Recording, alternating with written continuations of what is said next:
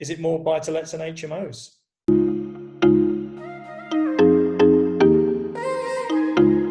Hi, Paul. How you doing? How are you doing, Richard? You well? Yeah, no, very well, thank you. I'm looking forward to this conversation. Good. I think, Hopefully I'm on top form. I feel it.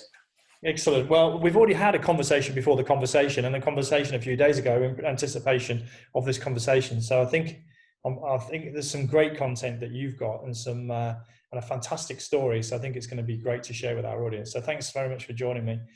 You're welcome. Thank you. Now, elephant in the room, Paul. Your name is Paul Million. So it's almost like, is it like a stage name or something? Is that for real? Come on, tell me. I did a presentation on mindset for a women's group, and they were all looking across at me, like looking at my name badge, and like looking and sort of having a bit of giggle. And one of them came across and went, "Your name's not actually Million, because you're not actually Paul Million on Facebook." And I was like, "No, I was last time I looked." And she's like, "You've changed your name." And I was like, "What do you think? Do I strike you as that kind of a vain fella?" What it was, there was two Scottish vagabonds did some terrible stuff north of the border there, and fled Scotland and thought, well, what should we do? How do we disguise it? How do we disguise ourselves? We'll call ourselves Million. And it's a pretty unheard of name, but there's actually quite a few of them around. Not so much Darlington, where I'm from, but Bishop Auckland and West Auckland. There's quite a few of us up north, tucked away here in our hidey hole. Yeah, so it is actually on my birth certificate and real. I was getting my driving license out, credit card. Yeah, but they wouldn't have it. The person convinced against the will is of the same opinion still. No. Who's called me? Who do you know that's called after a number? It's crazy, isn't it? But I mean, it's very interesting that, we're obviously talking about going full-time in property, and probably the inferred implication is about wealth creation. And your name is Million, so it's almost destiny. I've been asked, why haven't you capitalized on why haven't you capitalized more on that? And I don't know, it's because maybe I'm a bit sort of conscious of it in a way. I think it boosts me along, but it also I'm a little bit conscious of not being too in your face with that. Yeah, company names, it would make for a bit of a cheesy company name to be like Million Property or Million Property Training if I ever went down that route. No, probably not. Yeah, think of something way more. I've actually just set up a company called Property Addiction, and I don't know whether to roll that one out or not. I've got a really good logo for that as well, but it involves a syringe. So I can imagine having some fun with that name. Anyway, but brilliant. Just wanted to get that out of the way. So you are real and genuine and authentic, Paul Million. Thanks for joining. What we're doing on this series, if you like, is walking through the journey of people who've gone full-time in property, who've made it and are full-time in property initially. We'll come on later on. There's a couple of people we're going to bring on who are either a little bit down the track or at just the beginning of the track. But obviously in your case, very much, I wouldn't say you've crossed the finish line, because you're probably doing the lap of honor several times over. But what would be useful is if you could take us back. What I normally say is, can you just take us back to before property? Just describe a little bit of what your life looked like, what you were doing, and then maybe what was that spark or that trigger that kind of just lit something inside of you to get involved in property. Would that be okay to start with? Yeah, I mean, going back a while before property, I had the honour of going to a school called Barnard Castle School, and I don't want people to think, oh, he's been privately educated, that's why he's done so well, because blah, blah, blah, he's had to step up the ladder. It wasn't like that. It was because I think in junior school, I probably acted as, I like to say, thick as a whale omelette. I wasn't reaching my full potential, shall we say. My two sisters were bright. They went to a comprehensive school. When my dad came across me going to secondary school, he'd actually been left a bit of, not a lot of money, probably enough to buy a little buy-to-let at the time by his dad. And he decided to spend that very unselfishly on my education. And I still didn't do really a right lot with that. But I was always conscious inside me that I wanted to get on, that even though I was probably, below average as a student, probably a bit well below average as a student. I used to mix with a lot of sort of farming types and, traveller types and all sorts of types, people from Bishop and West Auckland and what have you. And I used to think, well, hold on, you're just a normal lad. And if your mum and dad are driving up their school driving a Bentley or a big Merc or a Porsche or whatever, then you don't have to be super duper clever to be super duper rich. And as we go through our lives, we read these books about people that have come from nothing, from council estates, from this, from that, and the other, doing well. And I always had this sort of burning desire inside me to do well. And just as I was leaving school, I didn't know what I wanted to do. I went to college, and then I ended up joining the Navy. But at the time, I read a book called. I used to like dealing in stuff. I was always dealing in pens and whatever, ink and cartridges and stuff like that at school sweets, the old story. Everyone says that, oh yeah, I used to deal with loads of sweets and stuff at school. Yeah, I used to do all that sort of stuff, but I was the kind of kid that I'd be off down to the river fishing on sports day instead of actually doing what I was told. So I was a little bit beyond the conventional. Now, as I left school to join the Navy, I came across a book called Four Wheels to a Fortune, which was about buying and selling cars from auction. And that led on to a book called The Midas Method. Now, I talk a lot about this book now. In fact, you used to be able to get them for £3 on eBay. Now you've got to pay like over 20 odd quid. There's a bit of scarcity going on there. And this book called The Midas Method was about writing out your goals, believing in yourself, and believing that you could do it, as well as believing that you were worth it. Writing out your goals, visualizing, and you know what, that absolutely changed my life. So I joined Her Majesty's Royal Navy, having not been that in love with school. Loved school, but wasn't in love with the academic side of it. And I then signed up for 3.5 years at Royal Naval Marine Engineering School. What did I do that for? Because I got quick promotion. I know, what do you do? Frying pan fire. There you go, meet Paul. And throughout the Navy, again, not the sharpest tool in the bag, but a hard worker. And I think that's what it's about. It's about the graft. And, I had these goals set and I was visualizing every day, and I was winning Best Apprentice on Sea Training Award, HMS Sultan's Leading Artificer Award, Best Bearing Dressing Kit. I was on it. That was it. I'd found my niche, if you like. I promised myself when I joined the Navy, I was never going to fail one more exam ever. That was it. That was me. I was going to put the graft in. Certainly not the most academic, but there I was. But I always felt like I wanted to be in business. And by about the age of 22, because I was a marine engineering technician, I got quite quick promotion. So every time I got promoted, my first house, my mum was an estate agent. Now that sounds brilliant, like she could get me all sorts of deals and what have you, but that's not the way it was. She was a bit by the book. In fact, by the time I got to my 4th property, she was like begging me not to buy any more properties. What's the point? You're getting into all this debt, you're saddling yourself with debt.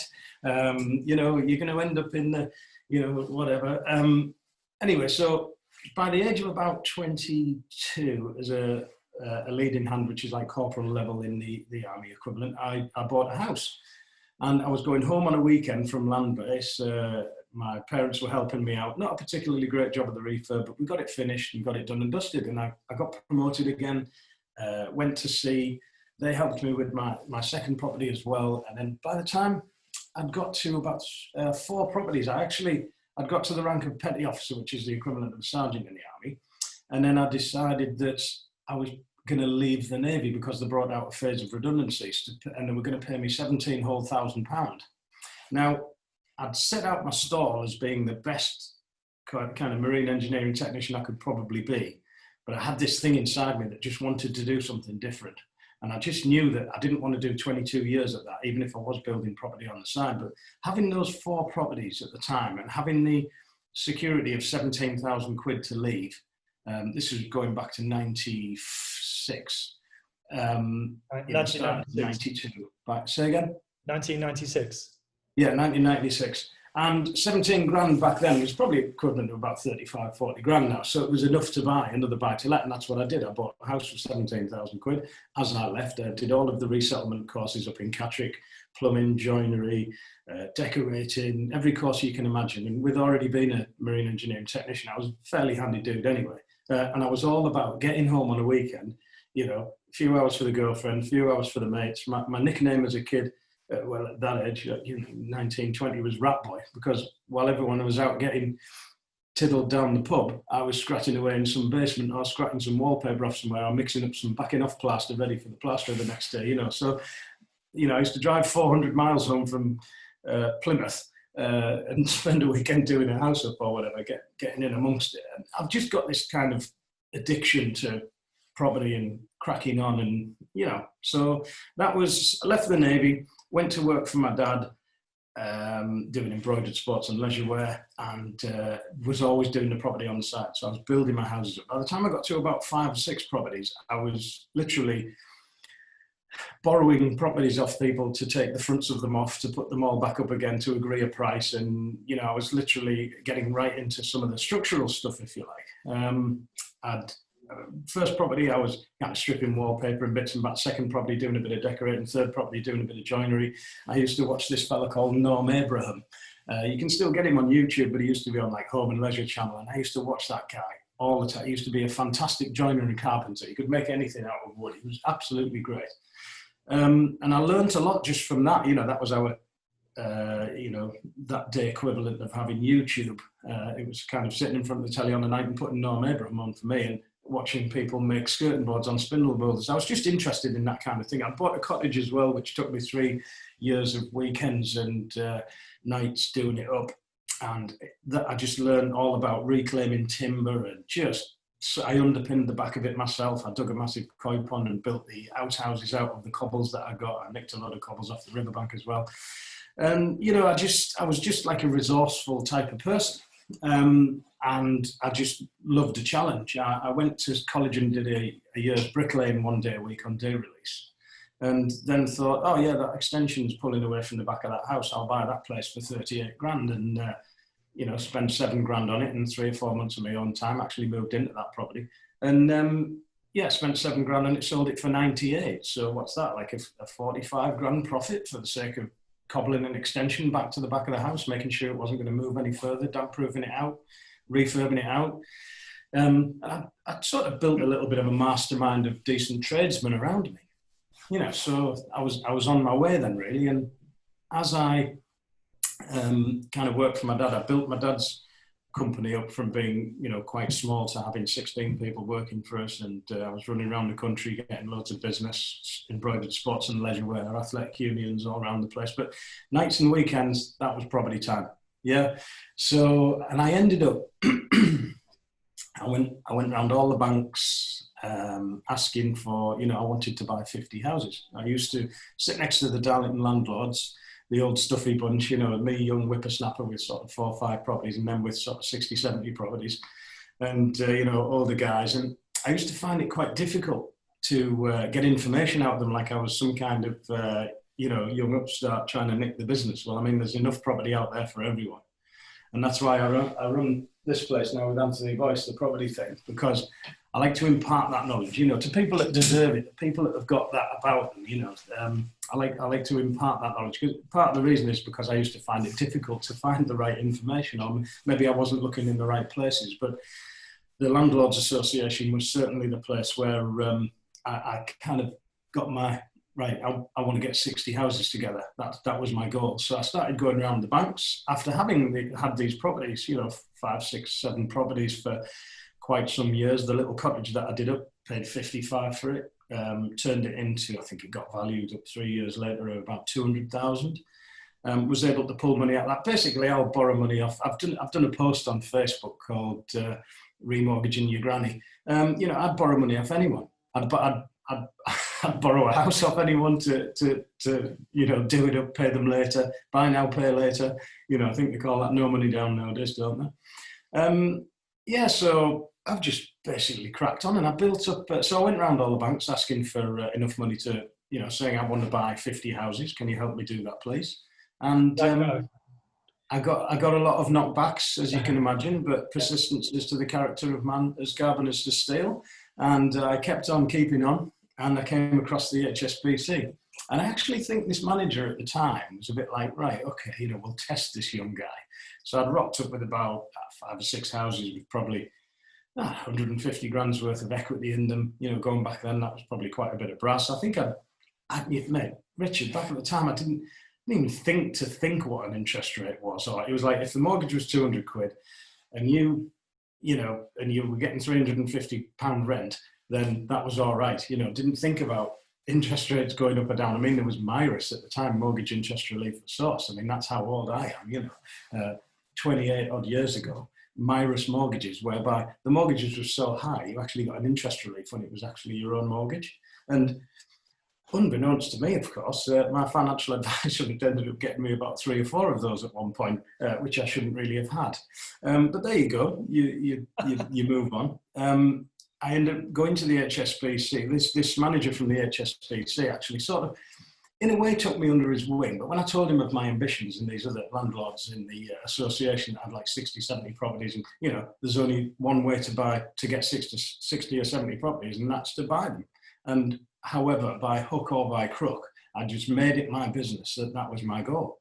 And the HSBC guy said, okay, yeah, but if you mess this up, Paul, I'm going to take your houses off you and sell them to those guys sat with the 60 or 70 houses in your landlords association. And I thought, right, I mean, that gave me massive fire in my belly, to be honest. But the thing is, I talk about left brain and right brain people. I've been in this morning with my solicitor. He's a lovely guy. He's a young fella. He's ambitious and what have you. And he wouldn't mind me telling you, he's got a bit of money saved up, enough to go out and buy a buy-to-let. So I'm like, right, well, why aren't you doing it then? What's the crack? And he's like, well, I'm just waiting. I've got such a lot of work on at the moment. And I was like, right, okay, what about Sundays? What about Saturdays? And he knows what I'm saying is right. I'm saying there's 24 hours in a day. You sleep for 8. You might work for 10. What are you doing with the rest of the 6 hours? There is more time in the day than we think. And anyway, so going back to my HSBC story, the guy signed me off £500,000, which was very, very nice of him. And I spent that in about 3 or 4 months and went back for another 250. I built up a portfolio of about 21 houses over the next 3 or 4 years. And they were charging me about 3% over base.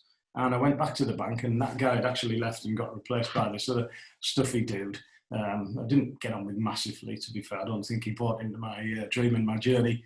And I said, right, okay, look at all these this is when buy-to-let mortgages were starting to filter in, you see, probably about 2001, 2, 3. And I was saying to the bank, look, you charged me 2.5%, 3% over base. Like, I'd like to be borrowing money at 1% over base, like all these other mortgages. And he said to me, oh, well, to borrow that kind of, to get that kind of interest rate, you'd have to be borrowing about £3 million. I was like, oh, right, okay, no problem. Well, yeah, put that in my bank then, and we'll crack on. And of course, he laughed, and didn't seem to get much sense out of him. So I actually remortgaged about 21 houses away from the HSBC at the time, and pulled a load of money out. I've never been scared of borrowing money. Like my travelling friend says to me, he said, always get your kids in a bit of debt. He said, bit of good debt never did anyone any harm. And I agree with that, and at the time we did get capital appreciation, of course. Now this comes with a massive word of caution, and we'll get into this in a bit. But I remortgaged those 21 houses, and I basically bought about another 10 or 12 houses a year for the next 3 years running. Now, if anyone came to me with that idea, I would give them a slap and say, stop being silly, unless you had a seriously big investor behind you that could afford to back it. I was basically putting everything, my nose to the grindstone, my pedal to the metal, my foot to the floor, and I was going for it. And as you can imagine, this was all at the same time as having a full-time job. So as well as working the nights and the weekends, I was having to take, time throughout the day to speak to. Can you imagine the amount of surveys I had going on, the amount of surveys? It was, so I rode the buy-to-let wave, if you like, when, companies were chucking money at you at 85% loan to value and, decent-ish rates of interest. And, some companies were offering like 100% mortgages. It was crazy. Same-day remortgages, all that kind of stuff. And it was just like, hey, I used to have a friend of mine, Sean, who he was buying houses kind of on a similar level to me. And we used to ring each other up, five, sometimes 10, 2000, was it 3, 4 and 5 when we had that real good old property boom. We'd be ringing each other up saying, hey, property price has gone up like 1.5% in a month, 2% in a month. I've made 80 grand. It's like, what? 80 grand on paper? Or, gone up 1%. I've made 50 grand. And of course, when the prices came down again after 2008, we'd be like chatting to each other. Oh, how's your property price? Oh, how's the weather? Yeah, yeah. We didn't talk about the prices coming down so much. You didn't mention the paper yeah. loss. So the thing is, as Winston Churchill said, if you're going through hell, keep going. Now, I was kind of going through hell with the amount of properties that I had sat around ready to do up. And a lot of these houses I was buying, you wouldn't let a chicken live in. You know, that's where I've made my uplift, if you like. And that's where, when 2008 came around and Mortgage Express wanted to speak to me about that, I only had about 12 with them. And they said, well, you know, we're going to need you to sort of remortgage your properties away from us, and you're going to have to find another lender and various other. And I was like, well, you know, look, when the tide goes out, you can see who's not wearing any trunks. I said, my trunks might be a bit pink and frilly, but at least I've got them on. You know, you'll not be forcing me away or repricing my deals. I'm not sure I want that image, to be honest with you, Paul, but that's okay, yeah. Yeah. Picture this. So, yeah, I then went full-time in property when I had 35 buy-to-lets. Okay, now that's a lot. I thought when I got 12 properties, I'd be able to go full-time in property originally. And I thought, okay, maybe 15. All right, it's looking like 18. All right, it'll be 21. All right, it'll be, and I just kept going like that. Now, the reason that it took me so long to be able to make the jump is, A, I had flexible employment, whereby I was putting the hours in at work as well. I worked with my dad, had some good staff that needed managing, and I was refurbing. And because I was spending so much money on these properties, you know, I might have had 3 or 4 lads working for me at any one time, like on these houses, turning them round. But I'm also a massive perfectionist, and I don't skimp on materials or anything like that. I once had an inspection off the council because they wanted me to go accredited, and I thought, I don't need to be accredited, thank you very much. And, you know, people walk into my houses and generally go, yeah, it's nice, I'll take it, thank you very much. Why do I need to be accredited? And the council said, well, we'll give you 10% off your, or 20%, I think it was, off your HMO license fees. I went, all right, we'll do that then. So what they do is they take 10% of your full portfolio and inspect them.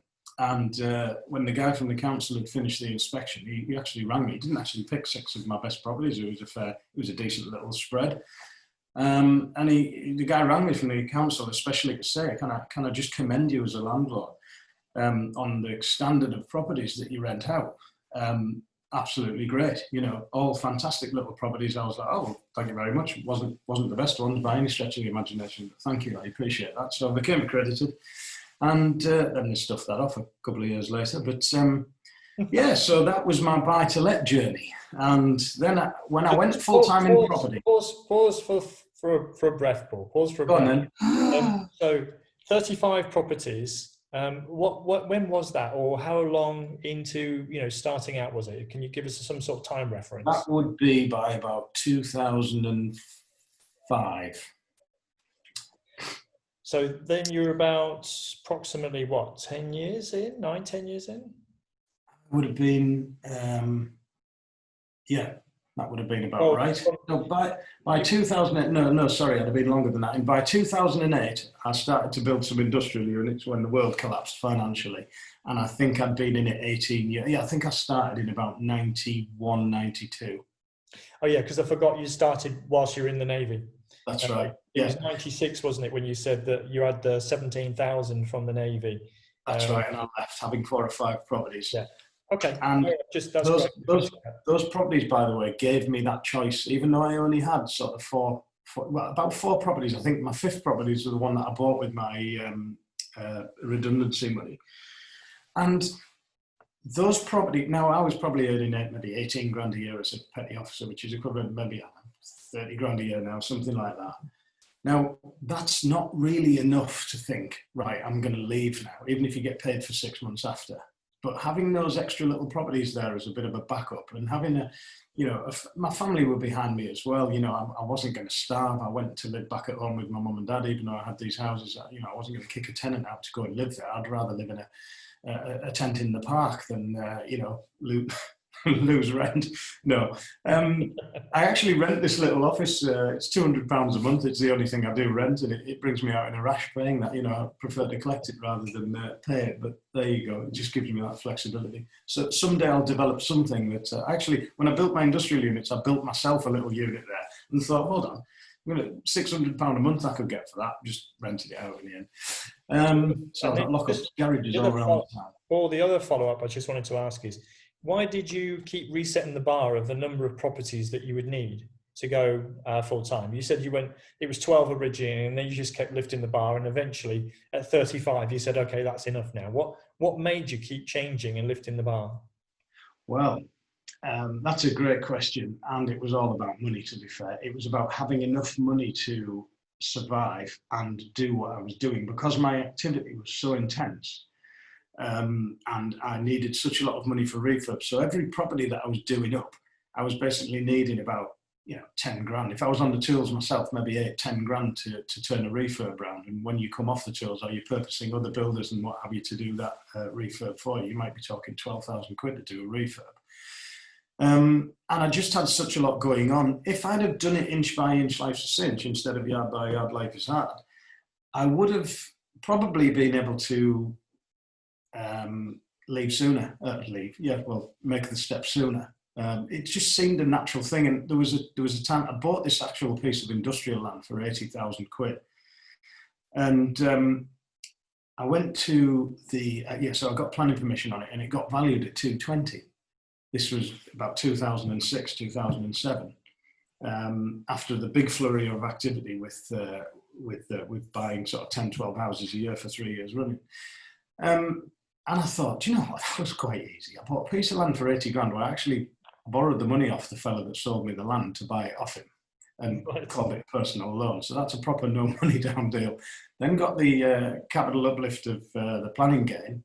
Then went to the bank and borrowed £500,000 to build some industrial units. So everything at this point was going swimmingly. I had a buy-to-let portfolio of about 40 properties by then. Sort of 2006, 7, 8, I'd bought, 2005, 6, 7, I bought another 4 or 5 properties, something like that. I was just dealing with the tail end of buying all of those properties to refurb. Then decided to start doing some industrial units. Now, a wiser man might have just sold that land and pocketed the brass, but you get this ambition thing. You think, I want to build I bought a piece of land with a nice I bought a nice bungalow in a decent piece of land as well to knock it down and build myself a house, which never actually got done. I was going to build my industrial units and then build that bigger house for me to live in, because the little cottage that I was now living in started as a bachelor. All of a sudden I've got 5 kids in there, because I've met my missus, who's got 2 kids, Julie, already, to a previous marriage, and then we had another 3 kids, and we had pulling drawers out. There was a kid in it. We outgrew this little cottage. So I bought this piece of land in Low Coniscliffe, this bungalow, to knock down and build myself a house after I'd finished my industrial units, and that was my property life complete then, also, I thought. So 2008, I thought, great, so I'm only building industrial boxes. What could possibly go wrong? Because I already owned, through my business expanding, I owned 3 older industrial units on this piece of land, and then I bought the land around them to build newer units on. And that's when you start feeling like a property developer. Buy-to-lets is one thing. I was putting extensions on the back of houses and repurposing stuff, trashing. I mean, we would trash stuff out right back to the brick, take the full sides, fronts of buildings down, we're not bothered. But when you actually start building something from scratch on a bare piece of land, when I saw those portal frames going up for those industrial units, that's when I felt like a proper property developer, And just as I was feeling like a proper property developer, the whole world collapsed. Yeah, 2008. 2008, yeah. What about time to be a property developer? So that Bear Stearns, flipping Northern Rock, all those boyos. Now, I'd agreed the construction finance with the bank, but what I hadn't agreed with the bank, I'd agreed it, but not signed for it, the bank hadn't signed for it certainly, was the terming out finance, the term loan. So, but the bank were actually quite kind to me. I have an expression about bankers, and it's about them being something that rhymes with bankers. But this particular bank were all right, and we got out. We turned out all right. I guess they had no choice really because they were stuck with me. And through a very good agent in Darlington, I ended up getting these units rented as I finished them. And we got some quite good blue chip people in there. You know, we got some Roland's Pharmacy in there, and we had this. It was like at the time a bird flu injection type. What do you call it? Whatever company, the antidotes or whatever it is that they inject in you to make it, immunity type stuff. Anyway, they stored those. So we had some good, and then we had some good local companies that were really good covenants, and I was able to. Get out of that little mess. My business partner, actually, as of now, Adam, who I own about a quarter of my portfolio with, he approached me at the time saying, "Hey, I've got some cash to spend. You know, is it a good time to start buying properties?" And I was like, "Yeah, go on then." So we ended up, we looked at some other industrial sites, but that was a no-go. And so we just stuck with the residential, and we put another little portfolio together between ourselves of about 22 properties. I was doing most of the work, on site, and that was it really. So, and we ended up getting some supported tenancies together. But since 2008, 2009, I mean, what I loved about that is, of course, interest rates came absolutely tumbling down. And that really, since the last recession, and that's why I wasn't so scared when COVID came up, cautious but not scared. I was able to build a more varied and sort of wider reaching and more spread portfolio since 2008. In 2005, 2007, I bought 2 big houses, 6-bed houses to rent to a charity as they had the licenses as HMOs. And I fell out with that charity because I'd done a nice job of these houses. And of course, the people that they put in there weren't as nice as the people that they said they were going to put in there. And they ended up kicking lumps out the places. And I've got a problem with that. You know, they would replace a beautiful spindle on the staircase with something from Howden's for £1.50, and I'd be like, that's actually not acceptable. Anyway, so I ended up getting these 2 houses back. Like, oh, great. And I rented one of them, a floor each, to different sectors of this huge family.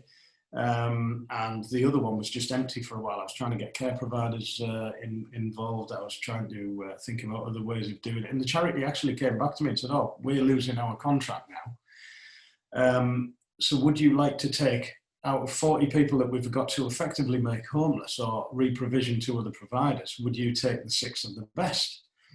And I went, I think I'm going to have to. I was getting £35 per room per week off the care provider when they had the properties, but if I ran these people myself, I'd be able to get their housing benefit plus maybe £15, £20 a week top up. So I was actually maybe getting £75 a week per one, but I covered the bills. And I ruled them with an iron fist and a velvet glove. Didn't let them, there was none of this mollycoddling care company that couldn't, come round to the house at 3 o'clock in the morning and drag you out and say, "Sorry, you're homeless for damaging." So I laid it out to them and said, "Right, this is my house now. You damage it, there's going to be a problem." And I basically just ruled them like that, and they were fine. And that's how I ended up getting into HMOs. So a few years later, after, so what would be in now? So about 5 years ago, I went back into my portfolio and started pulling stuff out to do HMOs with. And I just did one after the other. So I already had these 2 big ones. When the big family moved out of the other HMO, I then filled that full of professional working people. And I thought, I really prefer these professional working people because there's no bother. I hadn't really thought about HMOs for professional working people. It wasn't a thing, not in Darlington anyway. And it really worked out well for me. I thought, oh, this is really quite all right. Not totally devoid of problems and more hassle than the buy-to-let portfolio, but I thought, well, this is great. So I just did them up. I went back into my portfolio as houses were coming up through natural sort of tenant wastage, people moving out. I repurposed them as HMOs. So a lot of the houses were already really nice. Just went in there, hardwired smoke alarms, fire doors, maybe a bit of a tickle-up, bit of Farrow and ball here and there, maybe some, durable flooring. And so I ended up with kind of 19, I think I've got 20 HMOs now, 3 or 4 between Adam and myself and about 16 of my own. So that's good for cash flow. And I like it. And I've got 3 essays as well. I don't really do a lot of flats or anything like that. Wish I'd done more actually over my time, but the ones that I do have, we have as essays. So that's that. Great. And then portfolio in a nutshell. Yeah, so size-wise, it's so 20 HMOs, but you got other buy-to-lets besides, or have you? Yeah, so I'm about, I think I'm 40 buy-to-lets of my own, 16 HMOs of my own. Then I've got 3 HMOs with Adam, and we've got some other stuff, the industrial units. I've got about 75 properties, and my business partner Adam has half of 22 properties. Yeah. So and quite varied. So I've got 135 tenancies in total that I look after between myself and Adam. So that's quite a lot of stuff going on. 135 tenancies. Yeah. How are you managing those? Well, I've got my new colleague, Lewis Blakelock, who actually met at the property thing. He's like my business manager now, if you like. And I've got an office manager. I'm actually looking for an accounts person at the moment, an accounts person who's incredibly talented on social media and organisation, and basically being a PA to me and various other stuff. So, man or woman, present yourselves to me. I'm asking the universe for that person because I've been to more. I've had more kind of not very good people from recruitment agencies where I just think, I think there's one thing that's going to find this person. It's going to be my brain sending out messages to the universe. I need that person. So you got now. So you just talk about Lewis and the other staff. That's quite a recent thing, is it? So yeah. So basically me. Were you self-managing? Sorry, were you self-managing? Therefore. Oh yes, all the time. Yeah, I've just been like a guy playing a one-man band, riding a skateboard, herding cats, and just doing the whole thing myself, night and day. 100%. Yeah.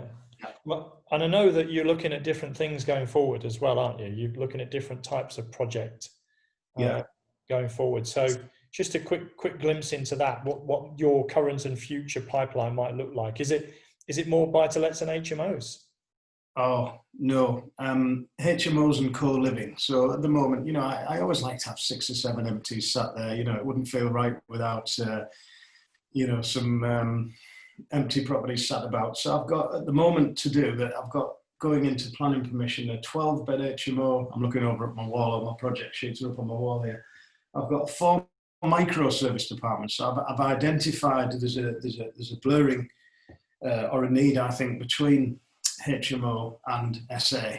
All right, we'll get into that in a minute. But I've got 4 micro-service departments to do. I've got an 8-bed HMO. I've got an 8-bed student HMO, which I'm probably going to repurpose now as a professional HMO. That's in Hartlepool. I only ever do stuff in Darlington, really, but Hartlepool, we got asked by a care provider to buy a big HMO for them, and they rented it off us for a really good price for 6 years.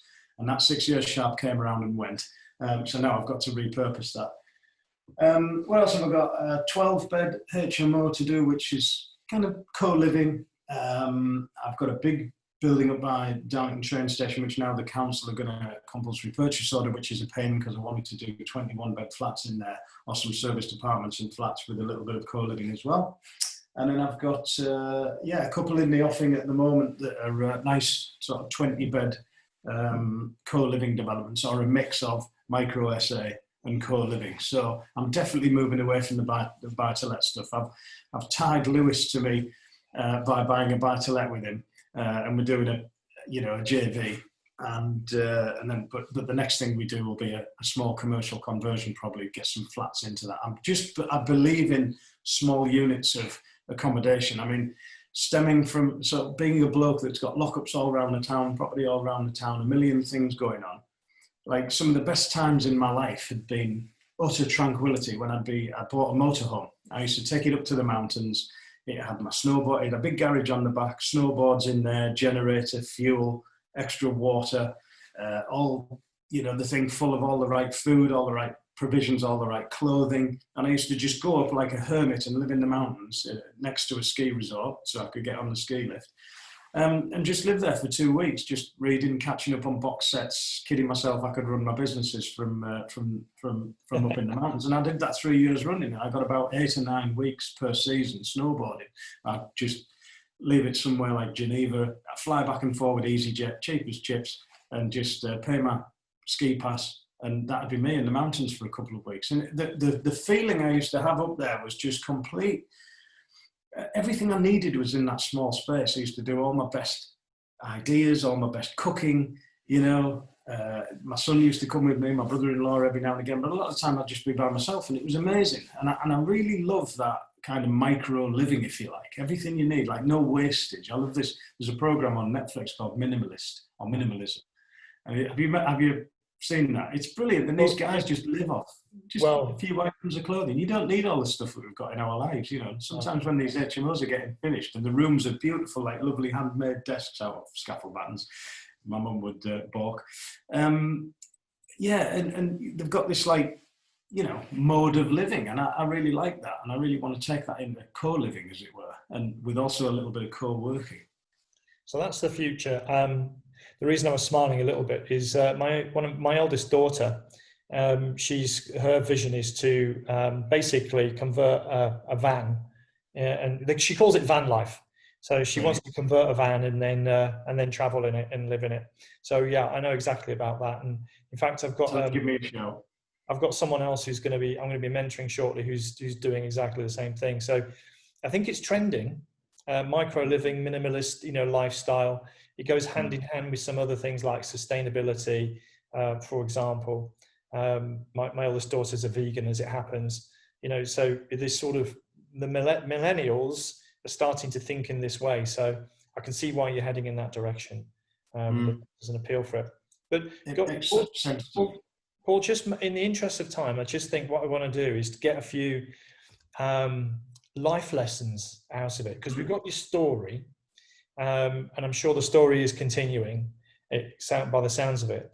But I guess just as you look back, you know, were there key things that, you know, you maybe messed up a bit, or are there key things that made the world a difference? I remember you talked about reading that book, The Midas Method, being a massive catalyst for change. But if you just pause for a minute and think about those key moments where you got a fork in the road and you just decided to go this way or that way, and did it work well? What didn't work so well? That kind of thing.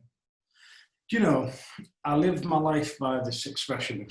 People that know me will be cringing now, because I always say, in every adversity lies the seed of a greater benefit. And that comes from Napoleon Hill's book, Think and Grow Rich. Now, I've got a shelf full of books, but I'm not that well read, because I've just been literally, I tell myself I'm too busy. I've got a few books inside me, but I've consumed them and I own them inside me. And yes, one being the Midas Method, the main one.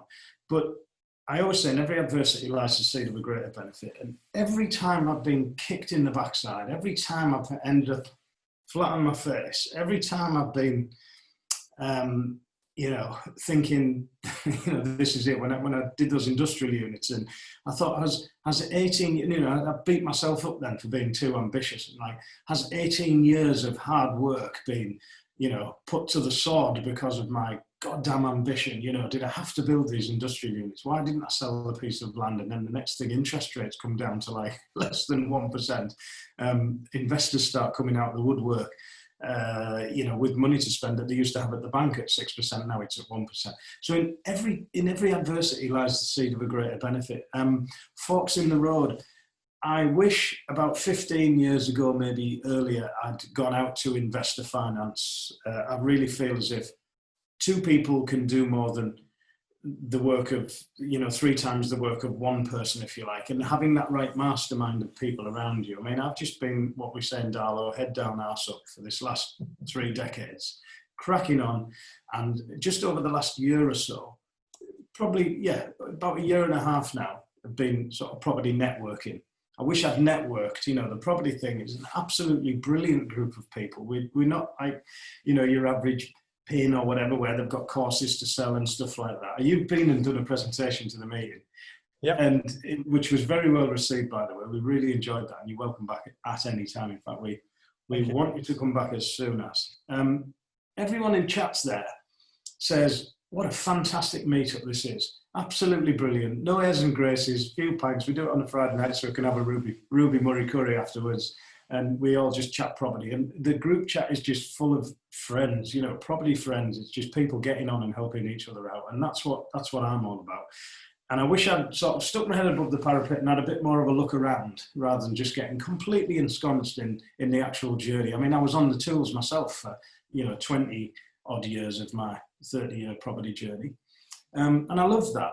But I see that as being a downside. But then I've got 135 rents coming in. I do spend an absolute fortune still on refurbs and will do for the next few years. My accountant's like, Paul, what are you doing? It's like self-flagellation, save some of your money, but I'd rather spend it on refurbs, growing the portfolio, than give 50% of it to the tax man.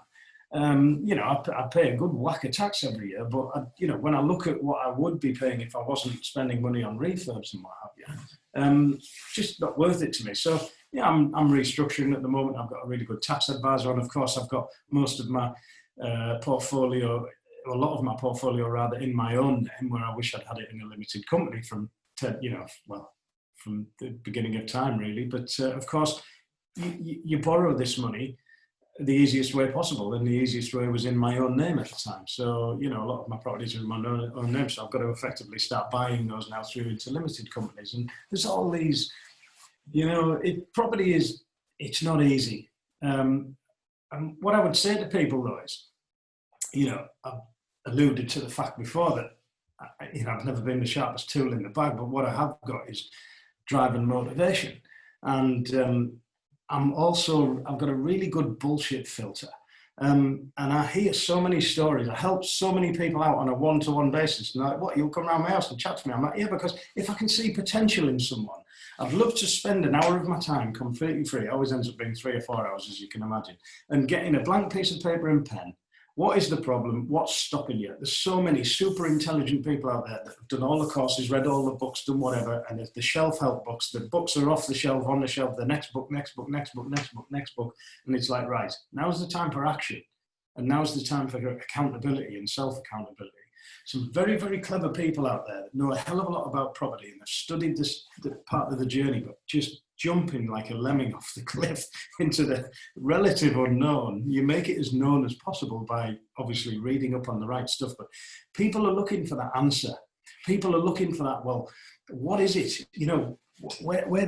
How do I take the next step? The thing is, it can be a bit of a contradiction because, to be organized, you've got to start with the end in mind. And people say, like, what's your why? Where do you want to be at? Don't start the journey unless you know what's at the end. But then on the other side of things, you kind of like, people like me are saying, well, take the steps and learn on your way.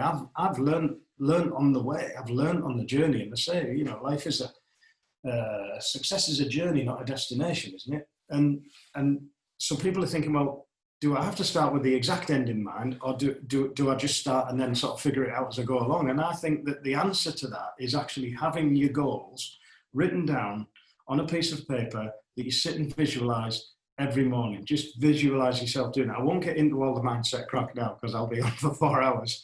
But literally, it's a case of believing in yourself, believing that you can do it, and setting the goals and setting off in that direction. And even if you end up going, a bit left and right, and that's part of your learning, every time you get tripped up, every time you end up in the wrong direction, you end up bringing yourself around and heading in that direction. And that's what you do. And then you just collect property. And it's about, the compound effect, 1, 2, 3, 4 buy-to-lets. Then people start getting into HMOs. There's a natural progression, isn't there? I've had this morning with another guy where he's saying, well, I just want to get 1 or 2 or 3 or 4 sort of buy-to-lets. And then I might start thinking about maybe doing a couple of flats. And people go on that curve, don't they? But it's when you get out of the buy-to-lets and into the HMOs and SAs and co-living and commercial conversions, that's when you really start to compound and really start to build your cash flow.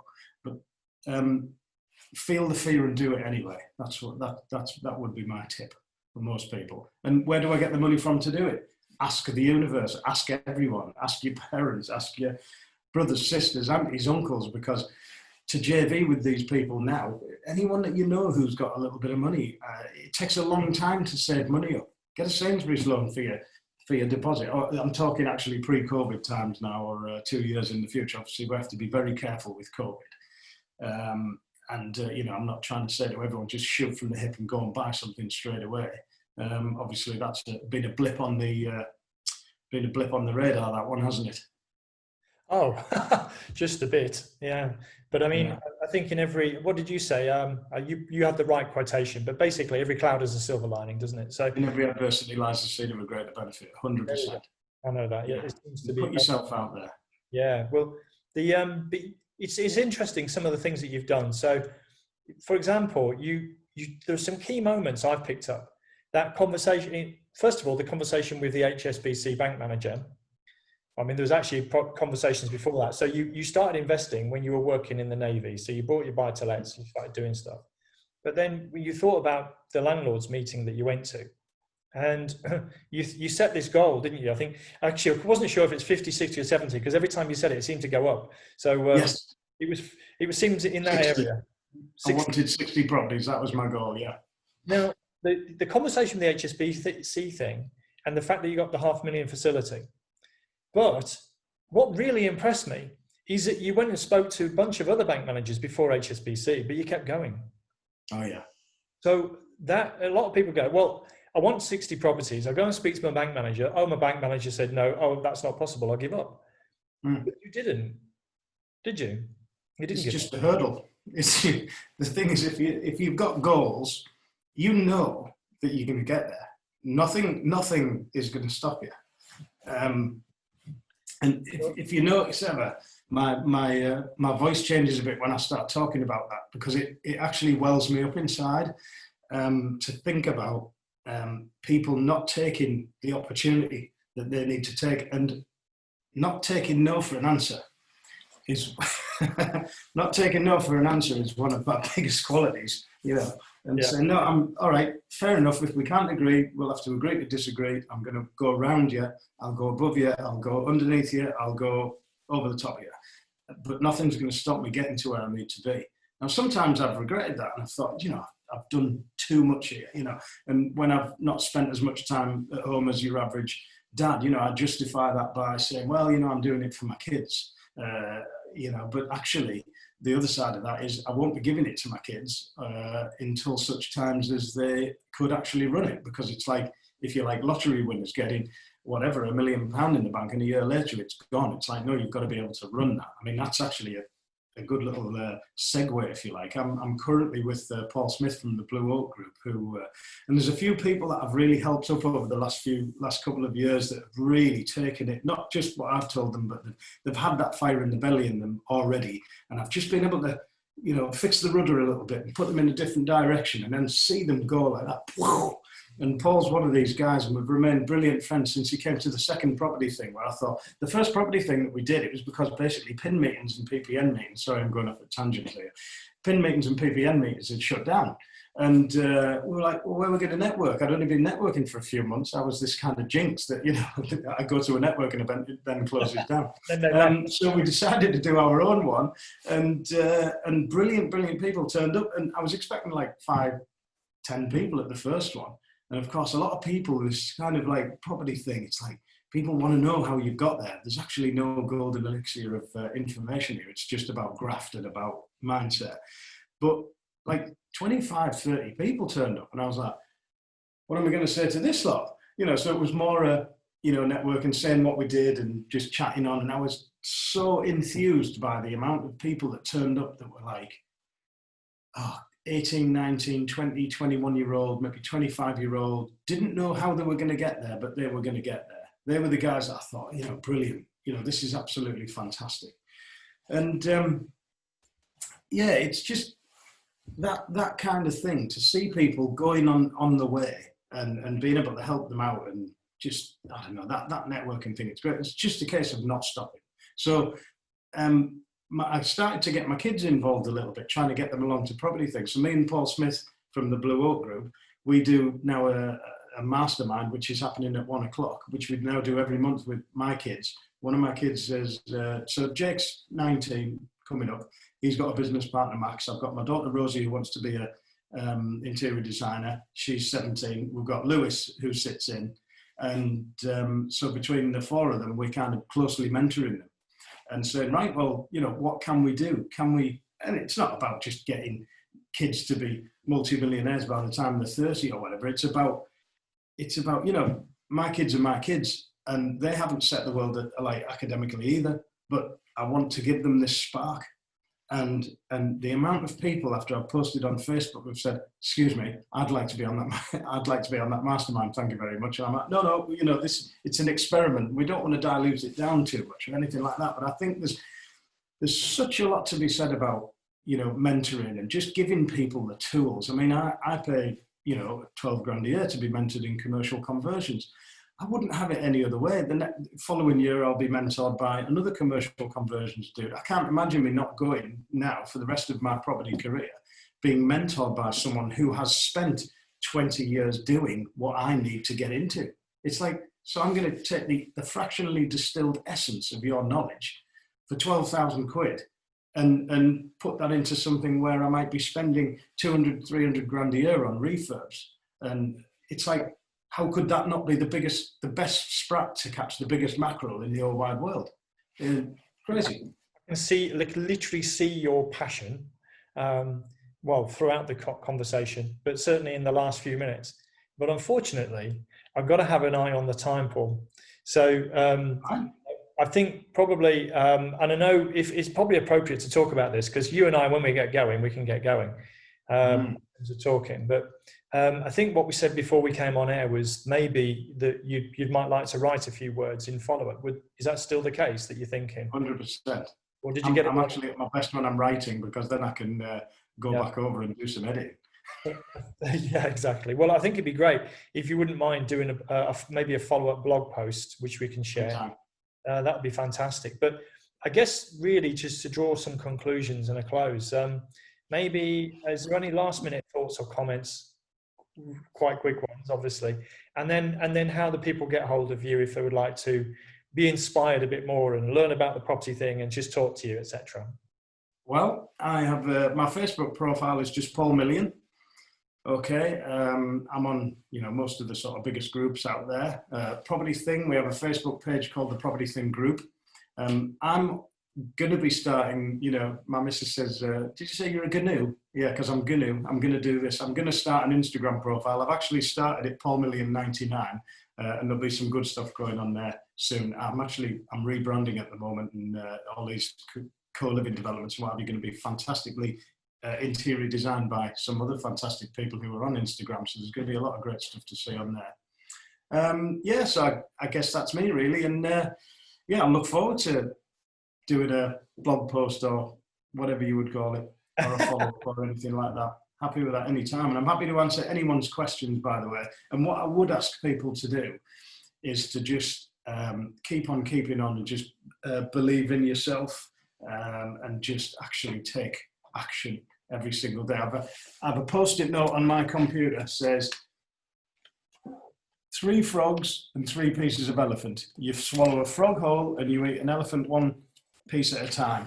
And I empower you to do that every day. Not just your self-help books and procrastination, as I call it. Actually take action. And you know what that action is. Like, look inside yourself for the answers, because it's right there. What a great way to end the conversation. Thank you so much, Paul. It's always a pleasure. I know we could talk again. We could talk forever. There's so much you've got, and I do encourage people to reach out to you and connect with you. And the Property Thing, by the way, it was worth the journey of 4 hours or whatever it was I drove up to join you. I'd love to come back again. Obviously, once we've got total freedom of movement and large group meetings, I'd love to come back again and share with your group. It was quite special. So if anyone can just make a trip out there, there's probably a couple of serviced apartments that people can book into, I believe, that you want to help with. So yeah, it's worth doing that. So thanks so much for joining us today. I really appreciate it, Paul. It's been very welcome. Thanks very much for having me. You're welcome. Enjoyed it.